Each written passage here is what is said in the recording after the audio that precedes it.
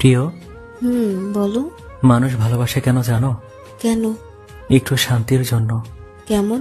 এই যে ধরো তুমি বা আমি সারাদিন কাজের ক্ষেত্রে কিংবা পরিবারের সাথে অথবা বন্ধু বান্ধব আত্মীয় স্বজনের সাথে কম আর বেশ সবার সাথে কথা হয়, কিন্তু কোথাও কি শান্তি মেলে? যে শান্তিটা আমরা আমাদের সাথে কথা বলে পাই? না, পাই না। আমরা তো অনেকের সাথে পাশাপাশি হাঁটি, এক জায়গায় বসে কথা বলি, খাবারও খাই, কিন্তু এই একই কাজগুলো যদি আমরা আমাদের সাথে করি তাহলে কি শান্তি একটু বেশি পাই না?